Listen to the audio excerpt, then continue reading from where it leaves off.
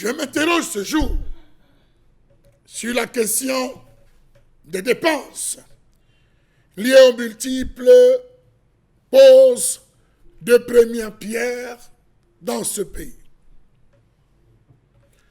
Les dirigeants camerounais adorent la pose de première pierre.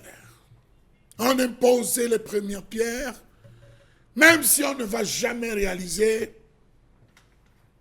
les infrastructures. Comment comprendre toutes ces sommes d'argent dépensées pour la pose des premières pierres alors que les projets ne prendront jamais corps? Comment comprendre cette sale façon de faire valider des projets morts-nés? Entre 2011 et 2017, il y a eu le lancement de plusieurs projets. Projets du septennat, des projets d'usines de transformation dans le domaine de l'agro-industrie qui vont être initiés sous l'appréciation du chef de l'État, sous la validation du chef de l'État.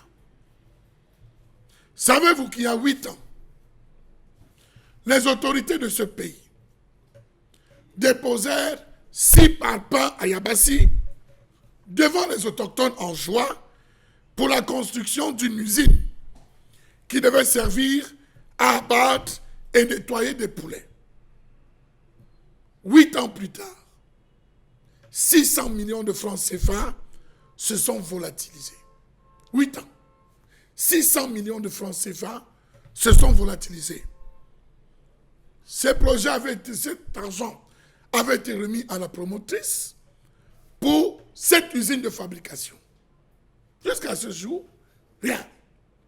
Même dans la comptabilité, rien n'a été inscrit. On n'a jamais rien expliqué. Voilà 8 ans. Les populations de Yabassi, dans une note adressée au SGPM, ont réclamé en disant trop de promesses ont été faites, rien. Jusqu'à ce jour, n'a vu le jour. Savez-vous que tous ces projets ont connu des poses de pierre qui n'ont été construites que sur du papier? Pose de la première pierre pour la construction d'un stade Paul Biya en Vormeka. 1 milliard est flou sur le site. On a vu les images. Dans la revue des réseaux sociaux, nous présentons ce stade. Qu'est-il devenu? Comment est-il? Une chose est sûre, l'argent a été décaissé. Pose de la première pierre pour la construction d'une usine de fabrication de consommables pour hôpitaux après transformation de 40% du coton camerounais. 1 milliard. Les populations attendent. Celles du Nord, elles aussi ont adressé au nouveau sénateur une note en disant « On attend cette usine, on a besoin de cette usine. Pourquoi est-ce que cela tarde? Motus, bouche cousue. » Pose de la première pierre pour la construction d'une usine de poulet à Bafang. 1,5 milliard, présence de toutes les pontes du régime.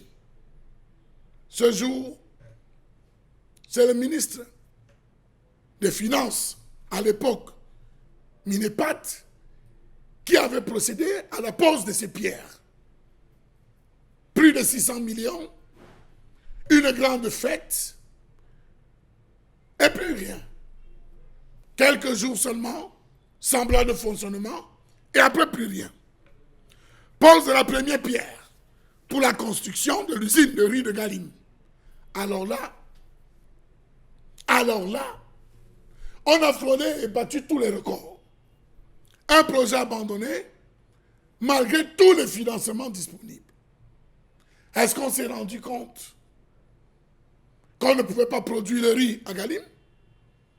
Dans tous les cas, ces projets sont revenus à la surface parce que les populations demandent à avoir ce qui leur avait été promis.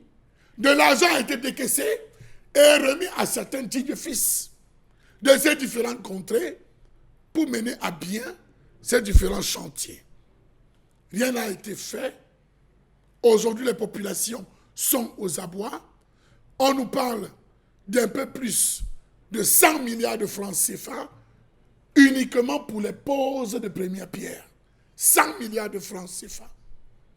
1 milliard par-ci, 1 milliard par-là, 2 milliards, 500 millions, 600 millions.